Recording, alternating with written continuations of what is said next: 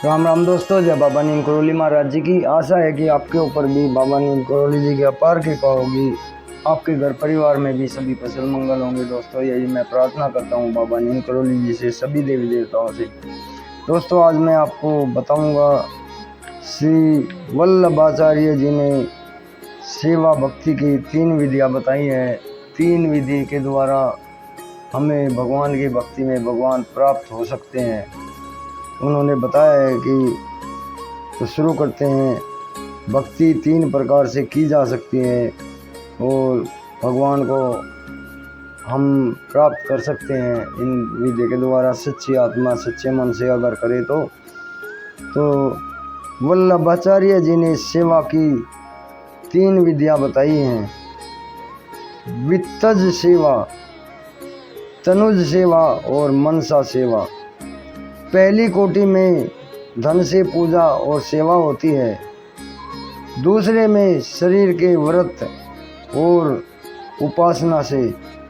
लेकिन मानस सेवा में जन शून्य नीरव स्थान पर भी भक्त मंदिर बना लेता है और जैसे चाहता है वैसे ही उन्हें रिझा लेता है। यही भाव मिट्टी की मूर्ति को भी जागृत बना देता है। हमारी सृष्टि हमेशा नई हो रही है, नदी के प्रवाह की तरह सब कुछ बदल रहा है। इसलिए लोक पूजा में मिट्टी की प्रतिमाएं बनती हैं। हम पूरे मनोयोग से पूजा प्रार्थना करते हैं और पुनः प्रतिमा को विसर्जित कर देते हैं। मंत्रों से भगवान का आह्वान करते हैं और उन्हें विदा भी कर देते हैं। मनुष्य जैसा है वैसा ही उसने परमात्मा को भी देखना चाहा है। हमारे परिवार की तरह परमात्मा के परिवार की भी परिकल्पना की गई है। चित्त शक्ति की तरह देह और प्राण की भी स्वरूप विकास आवश्यक है। प्राण का भी स्वरूप विकास आवश्यक है। इंद्रियां शक्तिशाली होंगी तभी तो हमारी आज्ञा भी मानेंगी। दुर्बल सेवक तो कभी भी भटक सकता है। स्वस्थ शरीर और स्वस्थ इंद्रियां ही स्वस्थ आत्मा खोजी जा सकती हैं। हमारी सारी इंद्रियों के द्वार बहिर्मुखी हैं, अर्थात हमारे भटकने के लिए 10 दरवाजे खुले पड़े हैं। ऐसी स्थिति में साधक को इंद्रियों के साथ अंतर्मुखी होना पड़ता है।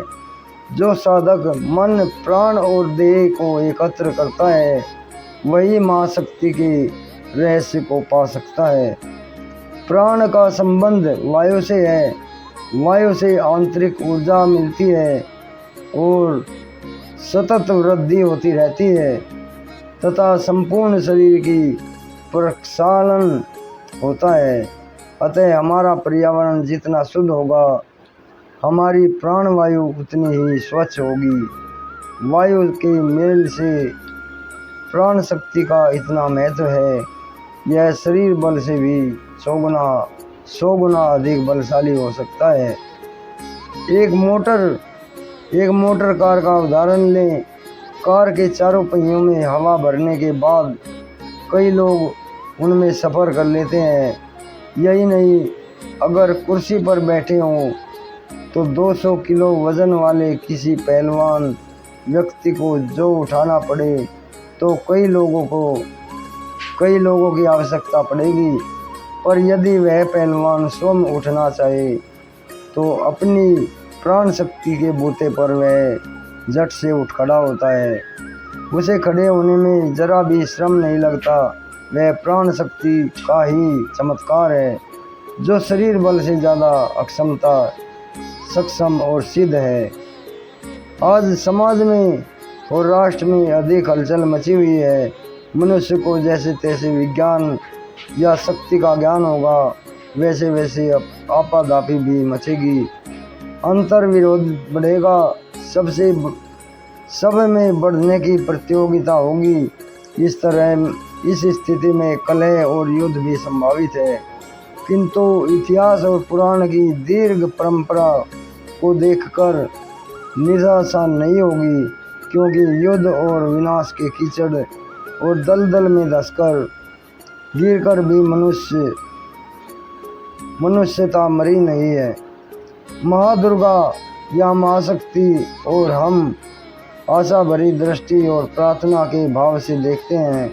महाशक्ति का आह्वान हम इसलिए करते हैं कि मनुष्य को उसके वास्तविक स्वरूप और सत्य का ज्ञान हो, उसके विचारों में एक ही और वह विराट के सुख दुख में साझेदार बने,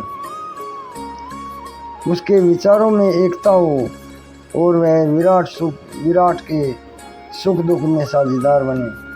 तो दोस्तों, ये भी जो सर्ग था, ये पाठ था, ये खत्म होता है, इसका समापन होता है। इसमें भी महाशक्ति के आह्वान का जिक्र किया है। ये वल्लभाचार्य जी ने इनका लेख है। तो इसे आगे शेयर करें दोस्तों अगर आपको अच्छा लगा है। और ये बातें बहुत ही ज्ञानवर्धक हैं, इनका सदैव अनुसरण करें। जय राम जी की जय, हनुमान जी की जय, बाबा नीम करोली महाराज। हे राम।